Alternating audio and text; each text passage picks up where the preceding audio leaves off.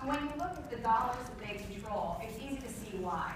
Women are often cited as controlling 80% of all household purchases in the U.S. And when women are asked in China, 75% of them say that they control the purse strings for their family there as well. Part of what's driving this trend is an increase in education. Now, unfortunately, today, just 30% of girls worldwide are enrolled in secondary school, and less than 1/3 of university students are women.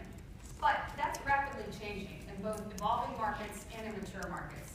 In fact, today in the U.S. and China, men are now the minority in terms of those who are enrolling in college and those who are graduating. In fact, in 2013, 58% of college graduates were women. And in China, that number is 65%. And that's even more striking when you consider the gender imbalance in China, where there are 117 men to every 100 women. So you see the balance there really shifting toward women in higher education.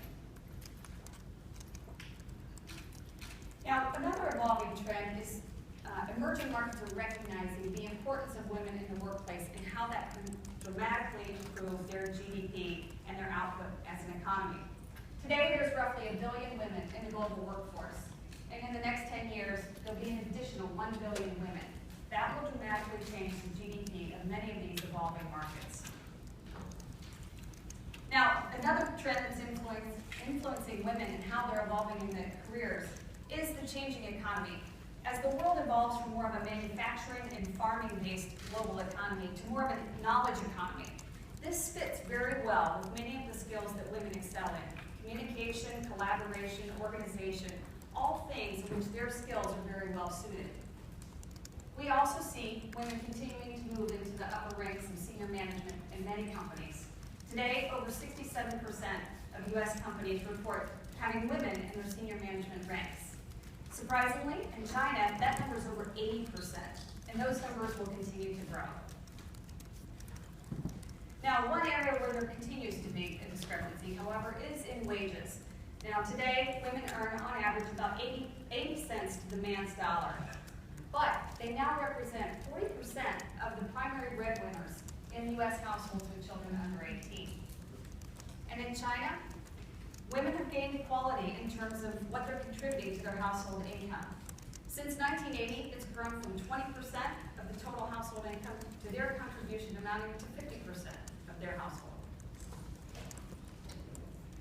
Now, another area where income discrepancy does still exist is in the ranks of billionaires. So today, women represent 50% of the world's population, but only 10% of the world's billionaires. But this is an area that is also changing. So in 2014, 172 women made the list. That was 42 more than in 2013, and 12 of these women built their wealth from scratch as entrepreneurs starting their own business. They didn't acquire the wealth by marrying in or inheriting. So we see this as a continuing trend and expect those numbers to grow. Another trend with increased financial independence is that we see women delaying marriage and parenthood, or even foregoing it altogether. In the U.S., there are now more single people than married. Now in China, this is one area where we see a big difference between China and the U.S. 95% of all adults are married in China. But that's also changing. It's down from 99% in recent historical trends. Now with the changing households, we also see traditional gender roles evolving. And recent statistics, U.S. stay-at-home dads have now reached 2 million in the U.S. And in a recent poll by NBC, 51% of dads said that they would like to stay at home with their kids if they can afford it. So what does all this mean to the automotive industry and to what we do here at Ford? Well, I'll share a few statistics that we see changing in our industry. First, female drivers for the first time in history now outnumber male drivers. And that will continue to grow. As we look at the youngest generation, the millennials, we see already that more than 50% of those car buyers from the millennial generation are women. And here's the rub. 75% of those female buyers say they feel misunderstood by automotive manufacturers. So clearly there's a huge opportunity for us in this space. One of the reasons why they often feel misunderstood is they say that the car companies just don't talk to them about things the way that they think about features in cars. So for example, when we talk about technology, men often describe the technology in terms of the features, in terms of the science and innovation that went into developing that technology. Whereas women talk about it in the context of how the technology helps them, how it provides a solution, and the narrative of how it helps their life or solves a specific issue. Now this is important for us when we consider how we go to market with these women and how we engage in dialogue. For example, when we look at things like safety, something that both men and women want, women talk about it in terms of, I want features and technology that will help keep me safe in case of an accident.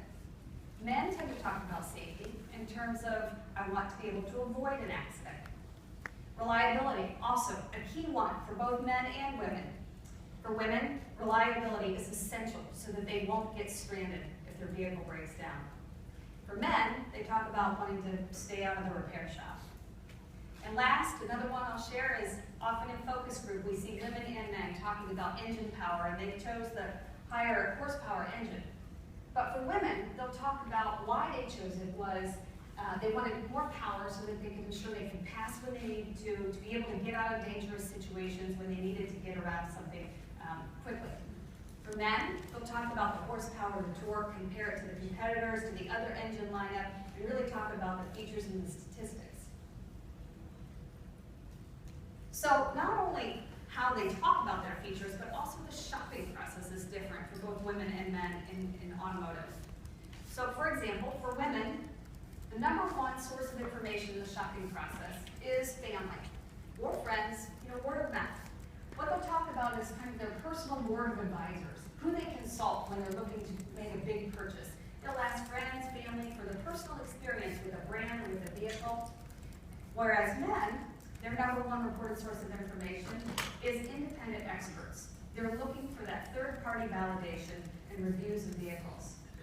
For women, when they go into a dealership, establishing a transparent, trustworthy relationship is paramount to the experience. For men, their key want from a dealer is to find the right product at the right price. And last, the internet is of growing importance to both women and men in the shopping process. But the internet is more than just an additional source of information for women. It's truly become an equalizer in the shopping and negotiating process. Women no longer have to feel intimidated in the process in the showroom when they're trying to learn information. Now they can come in armed with just as much information as a sales consultant on the showroom floor, giving them a lot more confidence in that negotiation and the shopping process. So I could talk a lot more about the trends and the behaviors that we watch here at Ford, and I'd be happy to do that more in the panel discussion. But we have a lot of great experts here to talk this morning, and so I'd like to hand off to our next speaker, Jenna Wolf, who, as Annika said, she is a news correspondent with NBC, the Today Show, and we're really pleased to have her here today. So please welcome Jenna.